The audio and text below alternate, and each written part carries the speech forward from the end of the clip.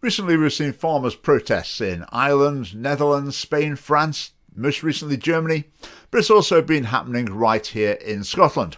So far quite localised, but speaking to farmers around the country, I wouldn't be surprised if this sort of movement could spread. So I'm now going to hand over to our farming expert, Ewan Morris, who's going to tell us what it's all about.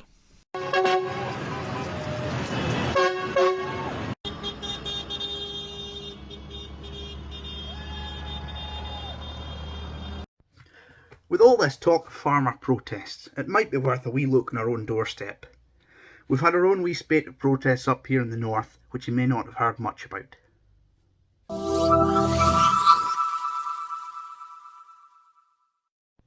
So what is the Cairngorms Park? Cairngorms National Park Authority was set up in 2003, but the designation as a national park, it's been around since the 80s. So the idea of the park, it was to promote these 4 key principles. I'll pop them up on screen for you to read now. Now farmers, landowners and locals were rather concerned about these goals, aiming to essentially ignore all their needs. But for the farmers there was this kind of promise from the park that there would be special economic benefits that would give them a wee advantage over their neighbours out with the park. And because of that, a lot of the worries were initially quelled. I say initially, as the benefit quickly evaporated and the farmers found themselves getting a raw deal. The park essentially operates like a mini council on top of all the other local councils, so they have control over strategy development, environmental policy, and a large control over land use. Therefore, you would expect a body taking local decisions to be locally elected. I would like you to take a wee guess at how many of the 19 board members are actually elected. You think all 19? Maybe only 15. Maybe 12. No. Only 5 of the 19 board members are actually elected by the people who live in the park. 7 on top of that are then appointed by the Scottish Government, and then 7 are appointed by the 5 councils pro rata.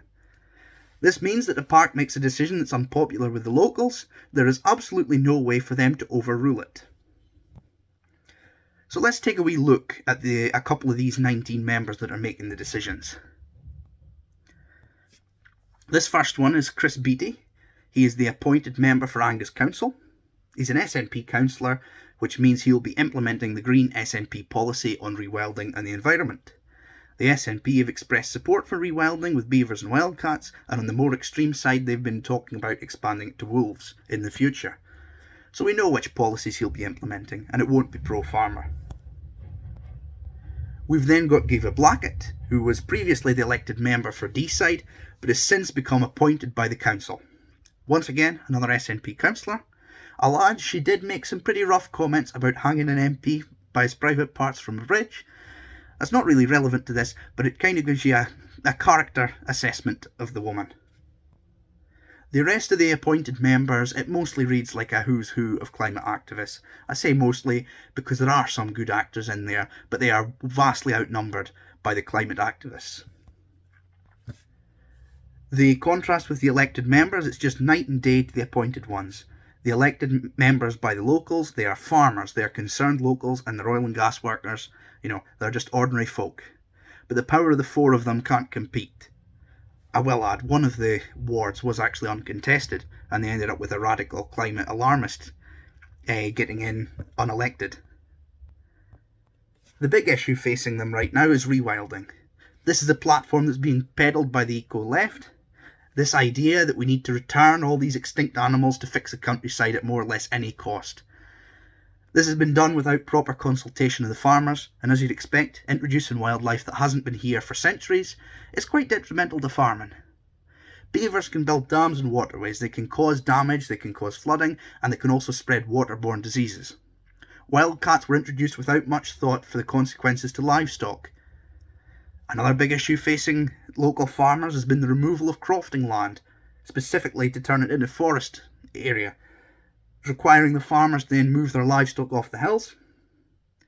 Even these climate targets within the park are really extreme for the farmers. They're now pushing for these trial net zero farms. So the national park has ignored farmers at every single turn, leaving them financially worse off than their counterparts in the rest of the country, leaving them facing the prospect of packing up and moving away from a multi-generational farm.